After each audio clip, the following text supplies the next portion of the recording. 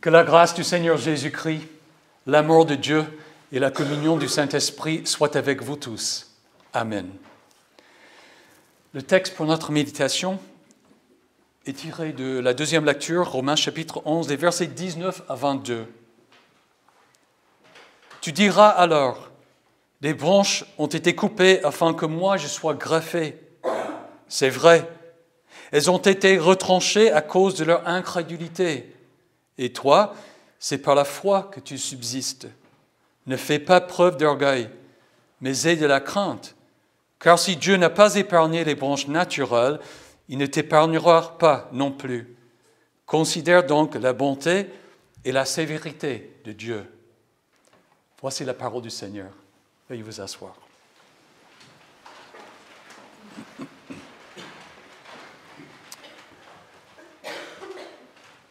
Dans le monde de Narnia, de C.S. Lewis, au deuxième livre, Le lion, la sorcière blanche et l'armoire magique, Monsieur et Madame Castor conduisent les enfants à la rencontre d'Aslan. Les enfants viennent d'apprendre qu'Aslan est le roi et que c'est lui qui va régler l'affaire de la reine blanche. Ils ont aussi appris que celle-ci, sorcière puissante, peut les changer en pierre.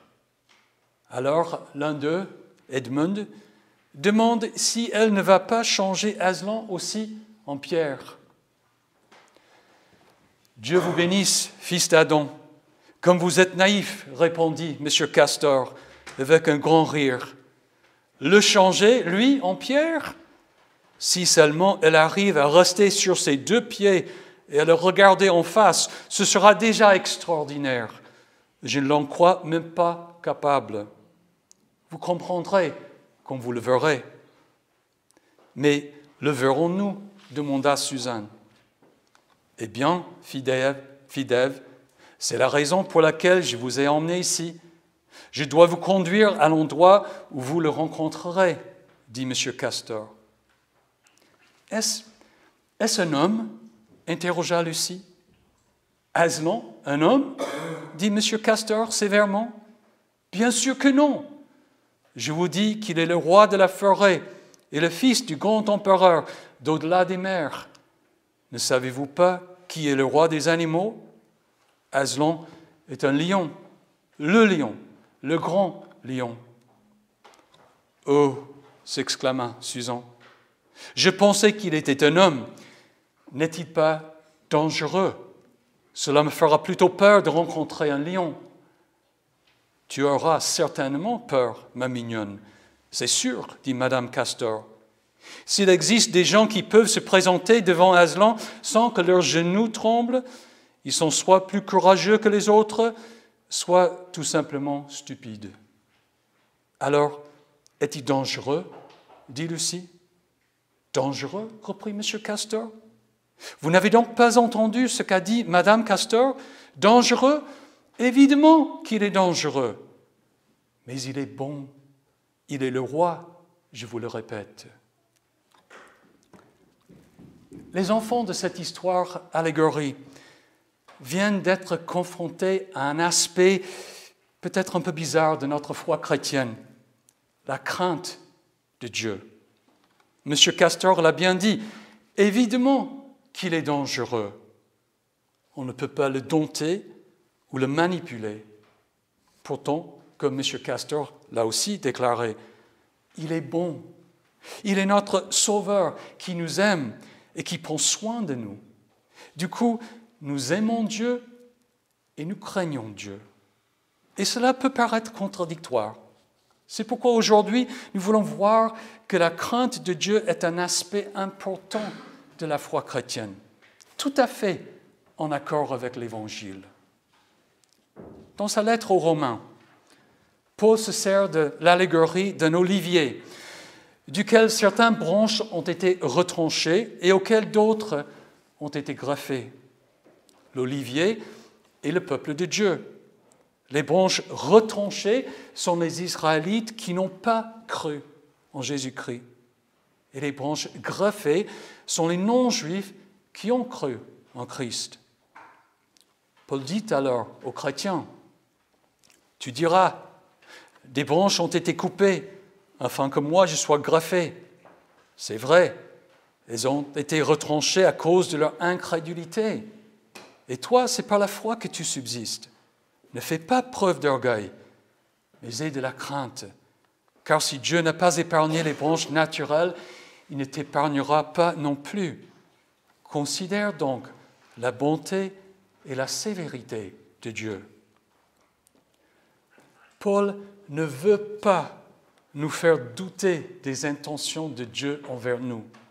Il ne veut pas mettre en cause notre salut et nous faire demander si nous serons sauvés ou pas. Au contraire, il veut nous enraciner davantage dans la foi en Christ.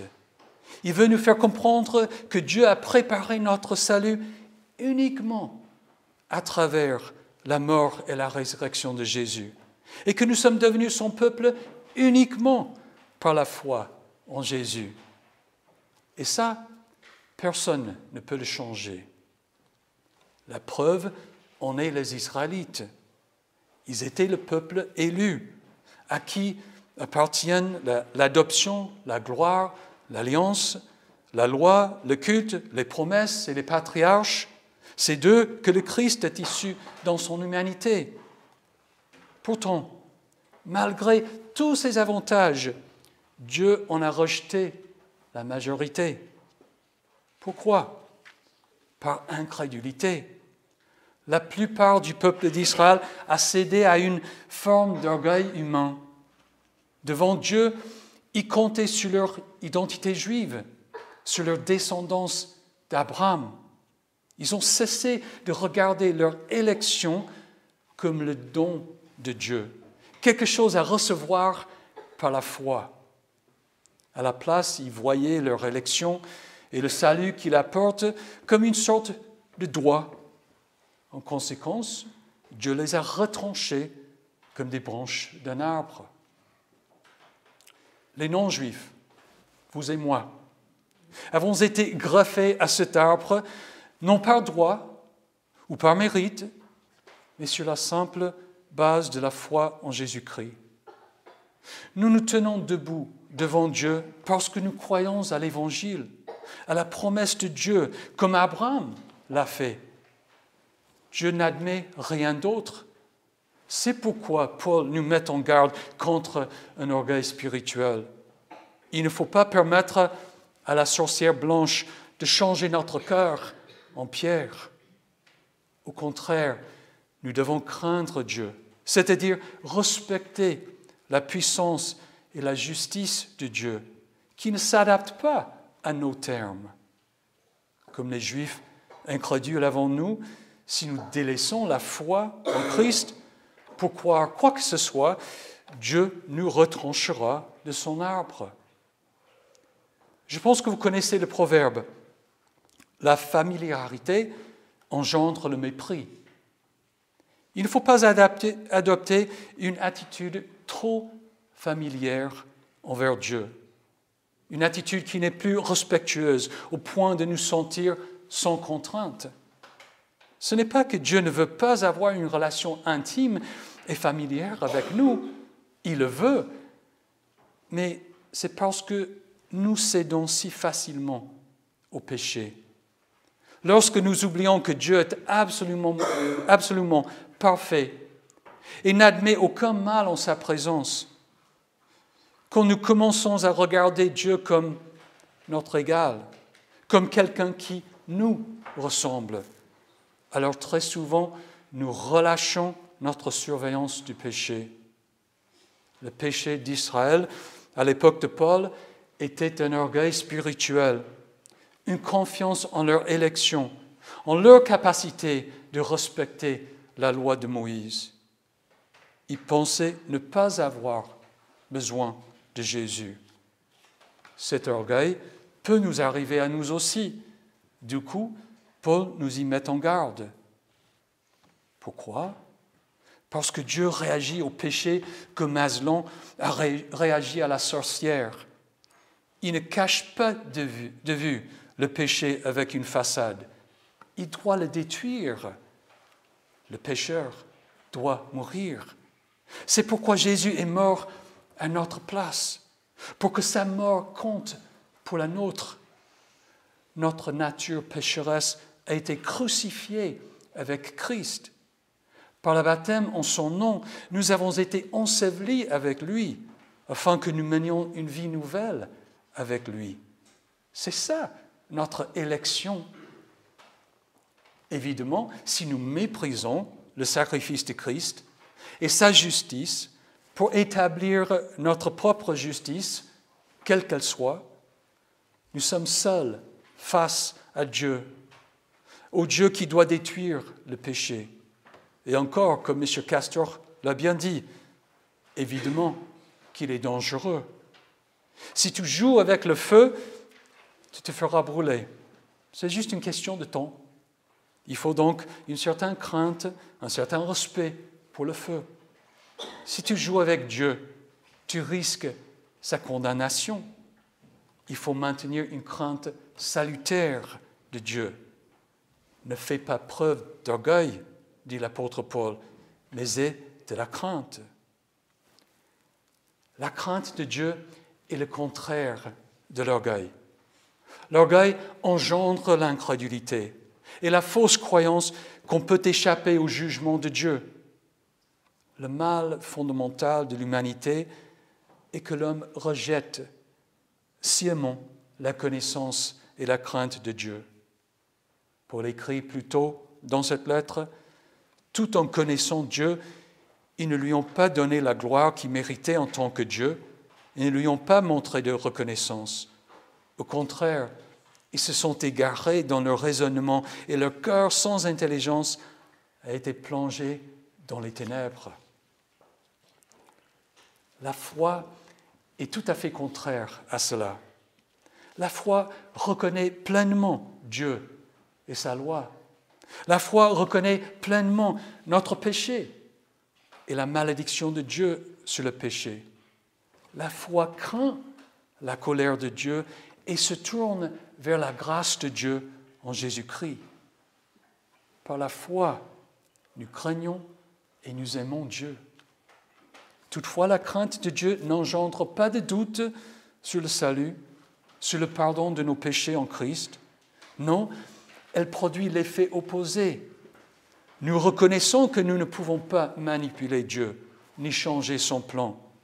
Nous comprenons que Dieu n'est ni capricieux, ni instable, d'aucune façon. Il ne change pas. Jésus ne change pas. Jésus-Christ est le même hier, aujourd'hui et pour l'éternité. En conséquence, la crainte de Dieu nous empêche de nous approcher de Dieu sur une base autre que la foi en Christ. Jusqu'à la fin du temps, ce serait vrai. Elles ont été retranchées à cause de leur incrédulité, et toi, c'est par la foi que tu subsistes. La crainte de Dieu fait donc partie intégrale de la foi et nous permet d'apprécier Dieu à sa juste valeur. Les incrédules cherchent à supprimer la crainte de Dieu, tandis que les justes la mettent en pratique. Comme le dit un des proverbes, « Ne te prends pas pour un sage, crains l'Éternel et détourne-toi du mal.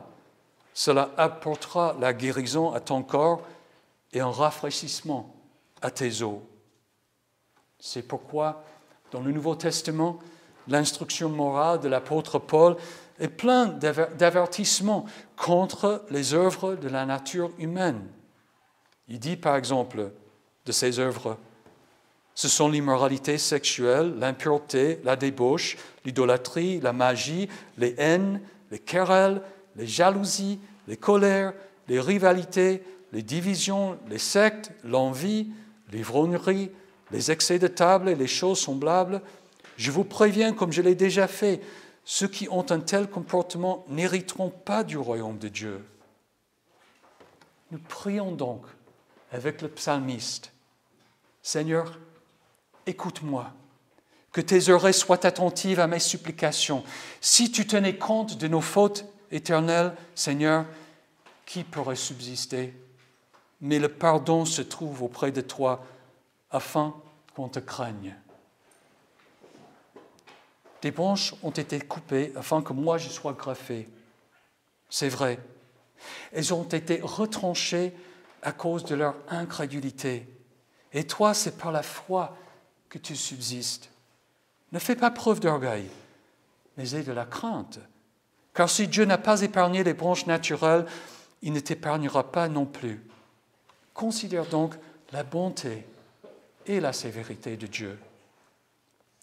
Vous voyez, la crainte de Dieu est un aspect normal, salutaire et nécessaire de la foi chrétienne. Tout comme nous pouvons et devons compter sur la mort de Christ pour le pardon de nos péchés, nous pouvons et devons compter sur la nature sainte et parfaite de Dieu afin de mener une vie sainte. C'est pourquoi, comme Luther l'écrit dans le catéchisme, nous devons craindre et aimer Dieu par-dessus tout et mettre en lui notre entière confiance. Alors, est-il dangereux, dit Lucie? Dangereux, reprit M. Castor. Vous n'avez donc pas entendu ce qu'a dit Mme Castor? Dangereux? Évidemment qu'il est dangereux. Mais il est bon, il est le roi, je vous le répète. Que la paix de Dieu, qui dépasse tout ce que l'on peut comprendre, garde votre cœur et vos pensées en Jésus-Christ pour la vie éternelle. Amen.